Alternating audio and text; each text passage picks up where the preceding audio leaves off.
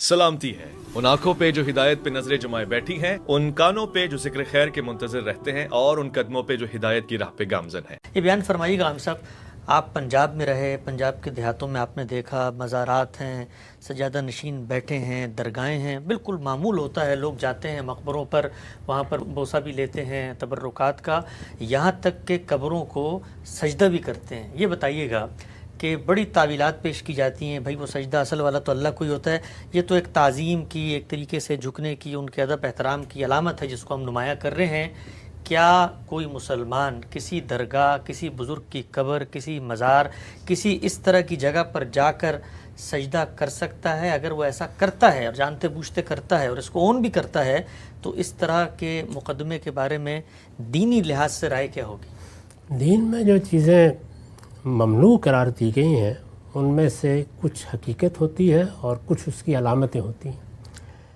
तो हमारे दीन में चूँकि शिरक का कला कमा किया गया है,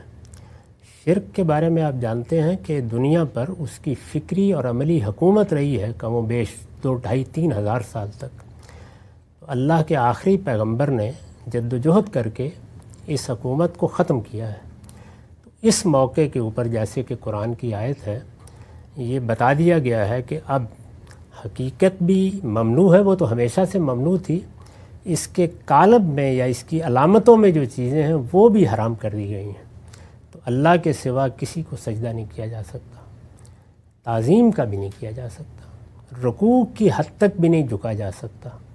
इसी तरीके से जो आप ताज़ीम के वो ज़राए इख्तियार करते हैं कि जो अब हमारी इबादत के साथ ख़ास हो चुके हैं, जैसे हम अल्लाह ताला की बारगाह में क़याम करते हैं और हाथ बांध कर मुअद्दिबाना खड़े होते हैं, या इसी तरीके से हम दोजानू बैठ जाते हैं और एक ख़ास हैत के साथ बड़े अदब से दुआएं करते हैं, ये सारी चीज़ें किसी न किसी दर्जे में अल्लाह ताला के लिए ख़ास हो चुकी हैं। तो इनमें से कोई चीज़ किसी के लिए भी इख्तियार नहीं करनी चाहिए, और अगर इख्तियार की जाएगी तो हर चीज़ के लिहाज से कुछ मामलात हराम होंगे और कुछ के बारे में बड़े इत्मीनान के साथ कहा जा सकता है कि वो शिरक के मज़ाहिर हैं। इस वजह से उससे हर बंदा मोमिन को बचना चाहिए, क्योंकि अल्लाह ताला ने ये फ़रमाया है कि वो हर गुनाह को कायदे ज़ाब्ते से माफ़ कर सकते हैं, लेकिन शिरक को माफ़ नहीं करेंगे। शिरक अल्लाह पर इफ्तरा है, झूठ बांधना है।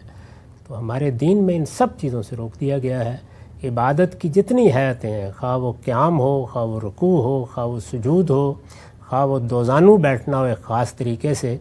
इनमें से कोई चीज़ ना अपने जुज़्व में किसी गैर अल्लाह के लिए की जा सकती है, ना अपने कुल में बस हैसियत हैत गैर अल्लाह के लिए की जा सकती है। अच्छा गम से भी आपने फरमाया कि सिर्फ अल्लाह के लिए ख़ास है। कुरान मजीद में जब हम पढ़ते हैं अल्लाह ताला ने फ़रिश्तों को कहा, उनको कहा आदम को सजदा करो, तो वो वहाँ पर तो अल्लाह मियाँ एक बंदे को सजदा करवा रहे हैं। जी हाँ, इसीलिए मैंने अर्ज़ किया कि रसूलुल्लाह सल्लल्लाहु अलैहि वसल्लम से पहले जो मज़ाहिर की चीज़ें हैं वो अपनी इब्तदाई सूरतों में, जैसे आप एक ताज़ीमन सर झुका देते हैं, अरबी में उसको भी यही कहा जाता है, तो ये चीज़ें रवा रखी गईं। लेकिन फिर हुजूर के ज़माने में आकर जैसे कुरान मजीद में आयत है कि खुदा के सिवा आप किसी के सामने भी नहीं होगी, तो इसलिए रोक दिया गया ताकि हमेशा के लिए, अब चूँकि पैगंबरों के आने का सिलसिला बंद हो गया है, तो किसी मज़हर के ज़रिए से भी कहीं नकब लगाने का मौका बाकी न रहे। इसीलिए मैंने जवाब देते ही पहले ये कहा था कि एक चीज़ की हकीकत होती है कि उसके मज़ाहिर होते हैं। मज़ाहिर किसी वक्त में गवारा किए जा सकते हैं, लेकिन अब वो भी गवारा नहीं हो।